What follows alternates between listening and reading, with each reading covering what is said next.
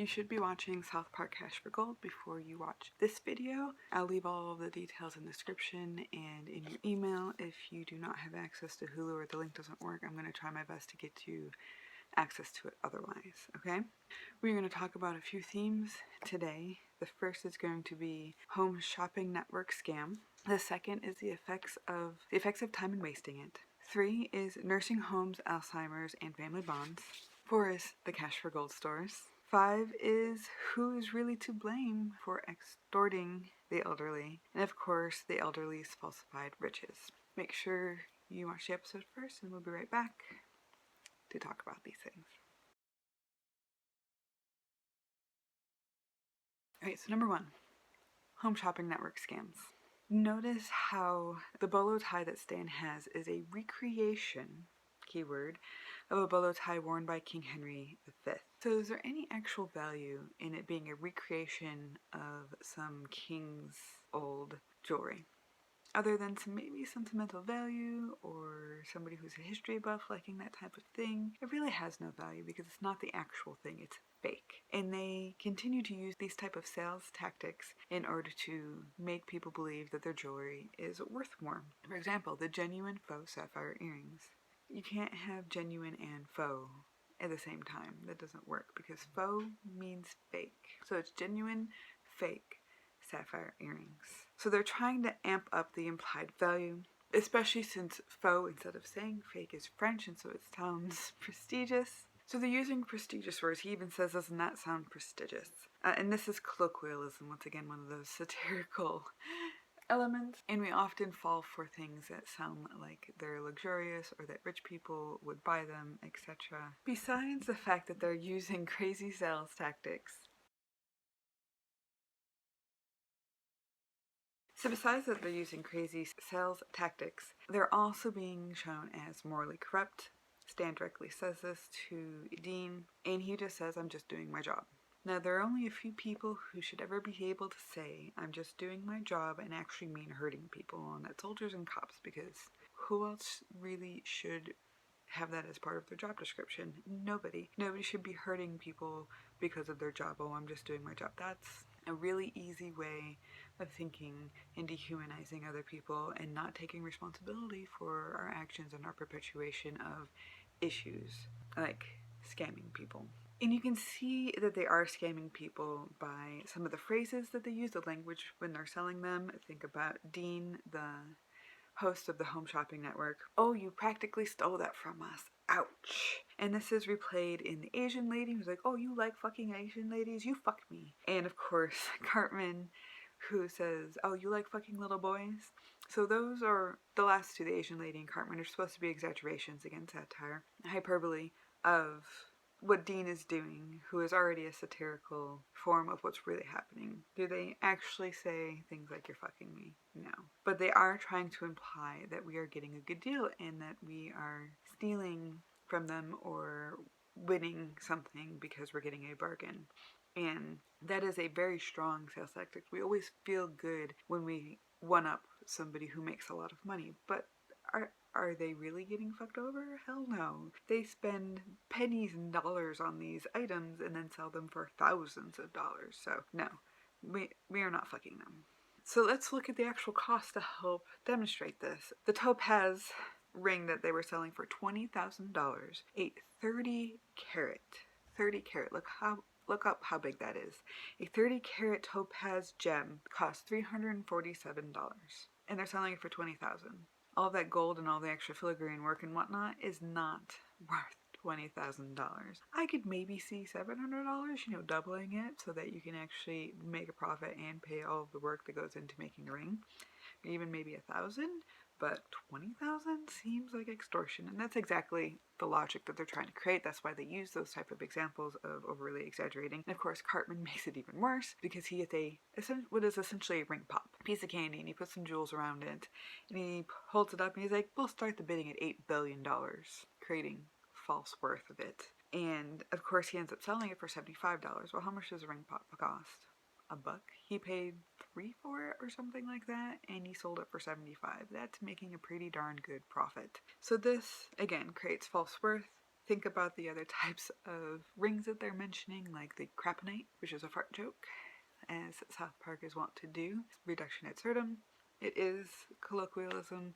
It's creating vulgar language to demonstrate how vulgar the actions of these people who are taking advantage of elderly and other people with this type of tactic. They're treating them vulgarly. They're showing how vulgar they are. That's what I was trying to get at. One other way we see this extortion is, for example, the woman who is lost on the freeway. Not only does this indicate Alzheimer's, which we'll talk about in a minute, but they don't really seem to care that she's lost on the freeway as long as she can provide her credit card information. They don't give a shit about her. They give a shit about, will she spend her money with us? And this is setting the stage for extortion because the lack of memory means that they might not really understand what the real value of things are, that they're easily influenced, and again, setting the stage for the extortion that's going to happen for the rest of the episode. Number 2, part of the reason they can also do this is because of the effects of time and wasting in our second theme. Think about how they're setting up how important time is.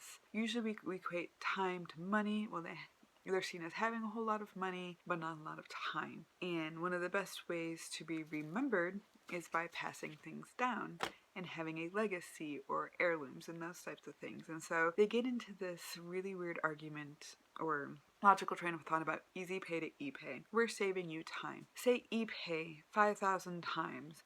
We're not wasting your time here. No time to waste. You don't have a lot of time left. Literally. You want your family to remember you?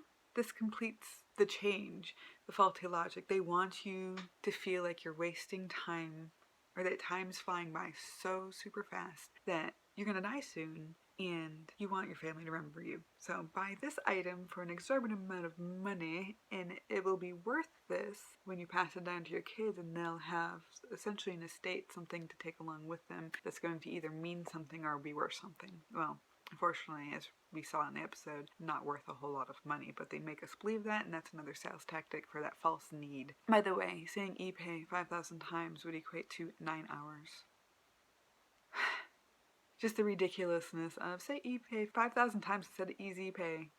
We're saving you seconds. It's just a stupid, logical, funny exaggeration that they're using to show how these tactics work and how ridiculous they are. But how many people also fall for them? And the great thing about the effects of time is, and about the satirical dystopia that's happening here, it doesn't seem very dystopic, but there are elements of dystopic in here, like the breaking down of the family. And we see that we have a rebel. Stan, by the way, is that rebel. He is the one who wears the bolo tie most of the time, and he fights for the people who have nobody to fight for them, the elderly.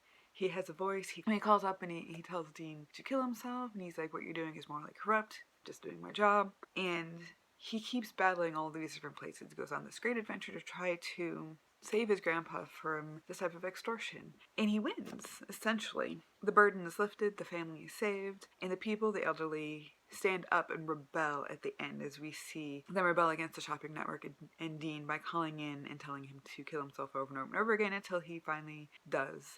And they've won the fight. They've beaten the person who's extorting them, kind of. And the only reason they're able to do this is because their family actually... It's because one person showed that they were worth it. The rebel showed that they were worth it. It created this type of underground, which is loose, but we do see that he wins at the end, which is a nice touch. And the reason they have this is to kind of hammer home what their main point is. So let's talk about theme 3, nursing homes, Alzheimer's, and family bonds.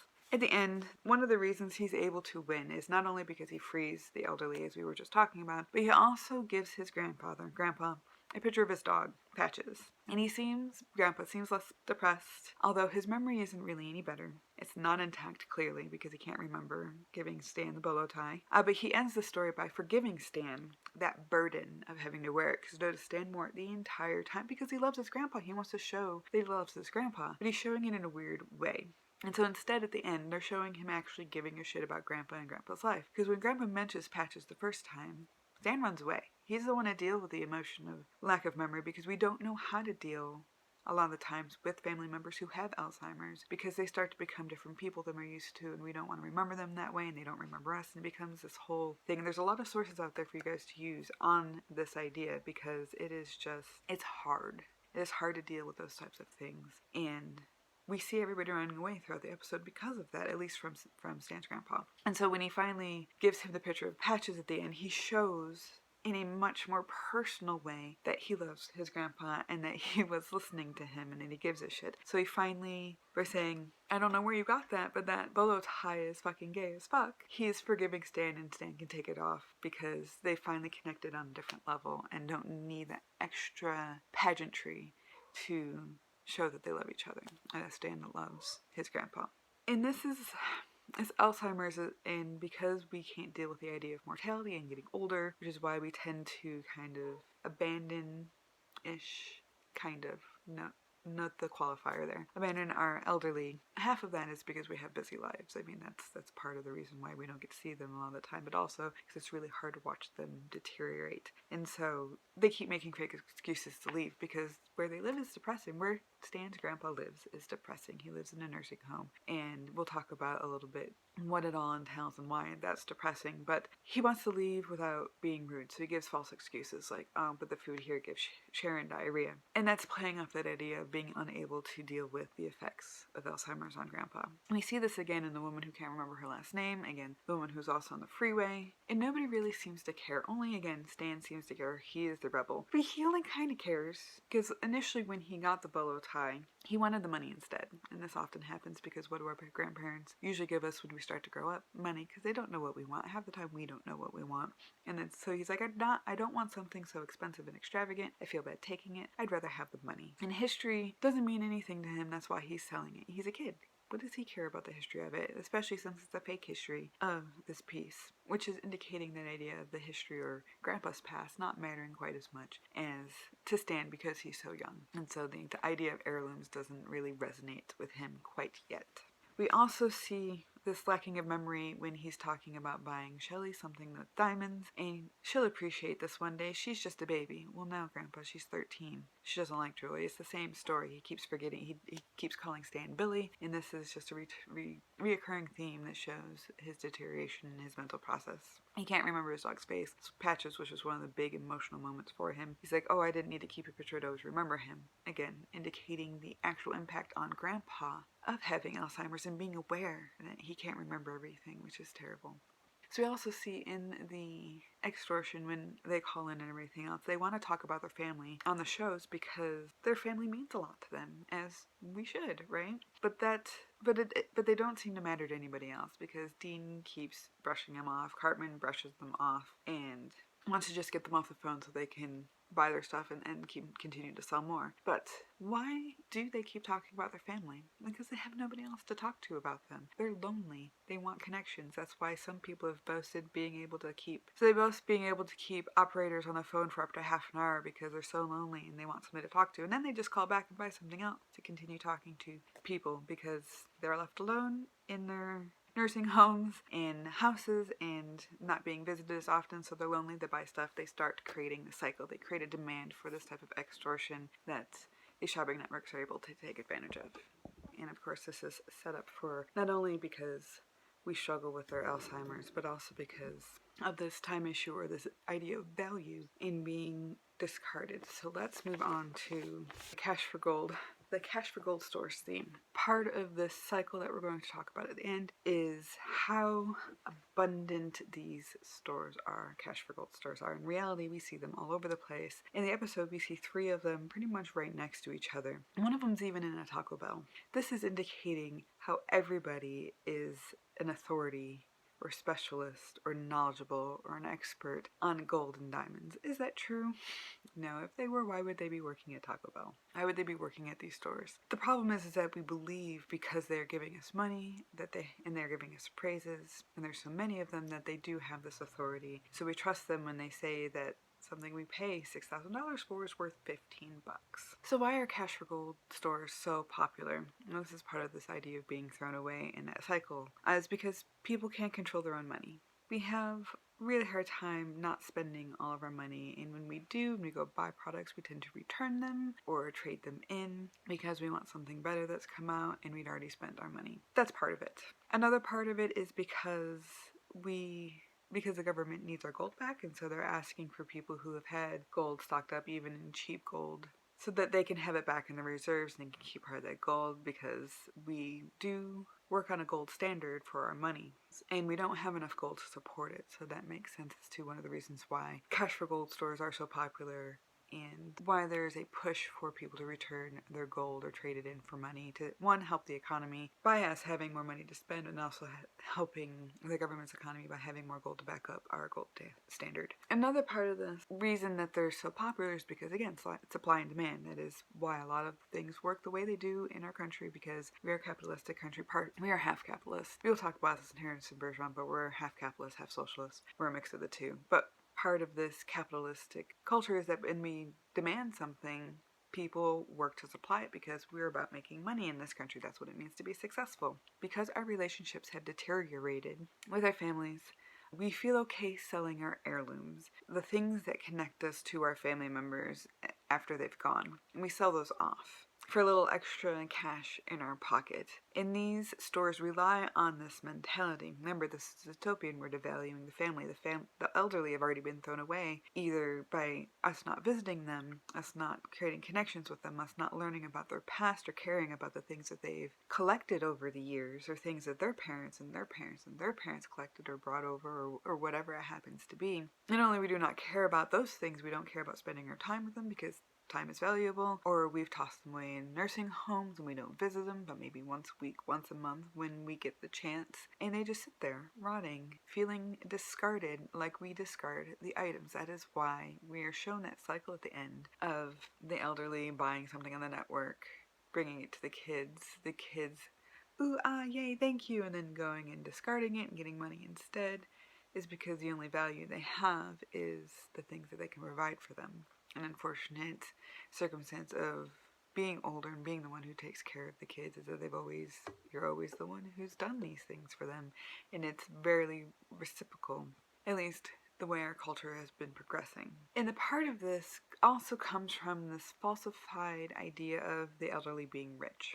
This is one of our other themes. Are the elderly rich? Most of them are not. We have the people who are from rich families. Of course, the elderly are the rich people there, but in the middle class and down, no, the elderly aren't all that rich. Many of them are living on retirements or on Social Security, and we like to think that they have this disposable income. But what do they actually spend? Can they spend $6,000 on a recreation of the King Henry V's bolo tie? Can they afford that out of their monthly stipend that they get? No. Think about Stan's grandpa. He's in a nursing home. How much does that cost? How much is insurance likely to cover for that? Not only does he have to pay for the place he's living in, granted, maybe some of the elderly have paid off their homes, and that might seem like they have a lot more money, but what else do they have to pay for? Their medical bills, because when we get old, our bodies start breaking down. Their pills, which pharmaceutical drugs are expensive. Medical stuff is expensive. And they have to buy their own food, and they probably don't get much more than a couple, maybe 1,000 or 2 a month, depending on how many there are in the home, or what their insurance is like and what they're covering. They're not likely to have very much money left over to buy random things. And that's just not how the majority of our culture works. The majority of the elderly and their economic standpoint works. We try to take care of them, but we're not giving them exorbitant lives. We're not putting them in the lap of luxury unless they built that for themselves. They don't have it. We're not giving it to them. So there's this falsified idea of them having money from stowed away in savings and all that other stuff, but that's not likely the case. And so they can't really afford to spend this type of money. I know my aunt's she had all of this extra money from her retirement. She took her early retirement and got a lump sum. And QVC, one of those shopping networks, she spent all of her money in 5 years. And she had to go back to work because she didn't let it sit and create interest. She wanted to buy things because she was alone in her house. After divorce, her grown daughter left with her half-grown grandson, and it's just money doesn't cycle like it should. And no, they don't have a lot of it. Another thing that we like to think about with the estate is not only the heirlooms, but how much money they're leaving behind. And Randy shows a selfish idea of what he believes of his grandpa's money. And he says, you should be saving that money for when you're dead. That's our money. Is that all we think of our grandparents as our parents as? You're supposed to be doing this to set me up for the rest of my life instead of me having to work for it? That's mine. Yeah, you worked for it. You can't take it with you, so therefore it's mine. Well, no, then let them spend it while they've got it. He's very clearly tell my opinion on this, but part of the reason why they're exaggerating that idea is most people would never really say that. Maybe some few spoiled, select few, but there are enough people who think this way about their family members. It's only, what can you do for me? That Randy, of course, is the epitome of that. The selfish behaviors that we have is represented through him and his reactions to his grandpa spending his own money, not Randy's money, his own damn money. Now let's also think about the state and condition in which grandpa lives. He, again, lives in a nursing home, or in hospice. I think it's nursing home. Hospice is later. He's got torn up and stained carpet.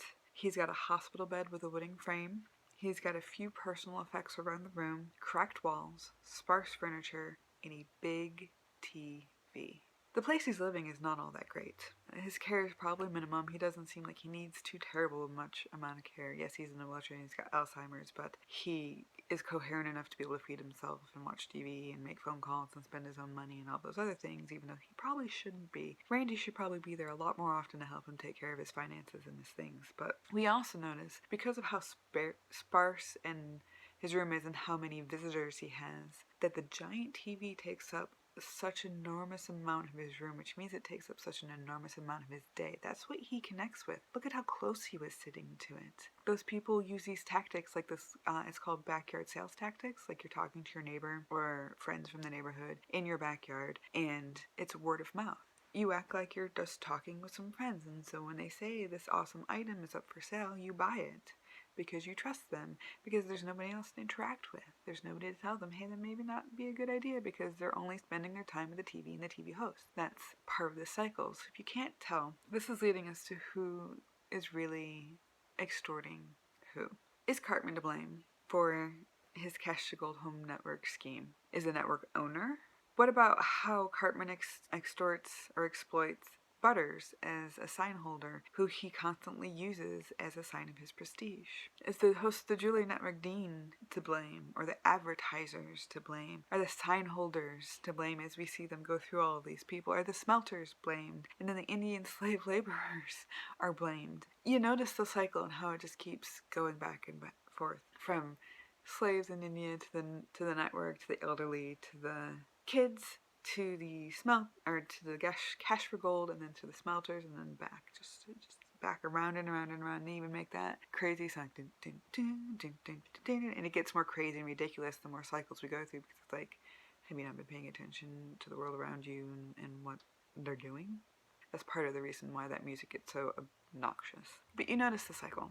The Hindu sayings to help place blame on one select person instead of the whole of it. Some might say that the grandparents are to blame for creating the demand for these things, but who is making them demand these things to begin with? Who's creating that demand for them? Yes, they have personal responsibility, but if their love essentially had been reciprocated, all of the care and responsibility they had for taking care of us was given back to them when they needed it again, then they wouldn't need to rely on these shopping networks. They wouldn't demand that these things be supplied so they can create fake relationships with their family. So essentially, because the cycle won't break, it's us who creates it. It's our lack of connection with our elderly. They used to live in our homes with us before we had nursing facilities and all these other places. They used to live with us. They were our responsibility. They took care of us and then we took care of them, and that's how that worked. It's a cycle of its own, but it's broken down in this dystopic world, in this dystopic text. And because the cycle doesn't break, that means it just keeps taking money from the elderly. And it profits. Slowly, the people who are in charge in each station profit a little bit from our neglect. One of my last questions is, why have the most sensible person there be the slave? And he doesn't talk. Why not have him talk? Probably because he is the one who has the least amount of voice. He's got the least amount of choice. And because he's also the smartest one there. He sees the cycle very clearly because he's the one who is also being extorted. He's a child slave. And he's working in those conditions in order to support his own family. He is what we are missing. He is working for his family. He's doing all these things that are hard, that takes his voice away from him, takes his freedom away from him, so that he can be sure that he's got food for his family, that he's got a place to stay, even if it's not luxurious like all the things that he is making. And that You might even argue that he's the true rebel because he's got the intuition and knowledge of what the cycle actually is before creating the underground through Stan. Either way, he is a very important element. Because even think about how Stan came, how you were taking advantage of my grandpa. We always miss the corporations being in charge of that, or how our own selfish behaviors can cause these types of issues. It's, again, that buying culture that we have, that money is success, our values are misplaced. So if we learn to value our elders, our histories, then less people will be taken advantage of, including ourselves when we get there. Oh, there was one thing that I missed. Okay, so Stan also mentions how the shopping networks make most of their money the day senior citizens pick up their Social Security checks. And this may not be true exactly. I haven't found actual data that proves this to be true. But what they're doing is creating a logical nugget. It's the beginning of the chain of logic in the beginning of the episode so that we will follow them throughout and understanding exactly how detrimental this type of behavior is, this type of system, this type of problem is for the elderly. So before I let you go, I'm just going to give you an idea of what this might sound like if we start to analyze it. Again, I would not organize it this way exactly, although I did try to give it a little bit more structure than last time. Let me read this to you, and hopefully this will help us start or spark the analysis process, because remember, this is option 2 for the paper that you're going to be writing, the last paper for your final. South Park's Cash for Gold episode uses several themes to make an elaborate yet simple point. American culture has become so individualistic that our family units have been broken down. We no longer value our elderly, making excuses to leave nursing homes or their assisted living apartments. This lack of valued relationships with our parents and grandparents leave the elderly alone and vulnerable. This is what shopping networks prey on. The elderly not only buy crappy jewelry at ridiculous prices to create a fake or faux bond with their offspring, but they also call to talk to the operators, some of whom have admitted to being able to keep operators on the line for up to 30 minutes out of the need to talk to someone. And I did find a source for that, by the way. Their point is brought full circle when Stan gives his grandpa a picture of his dog, Patches. He seems less depressed, although his memory is still not intact, and he ends the story by forgiving Stan his burden of wearing the bolo tie to show his love.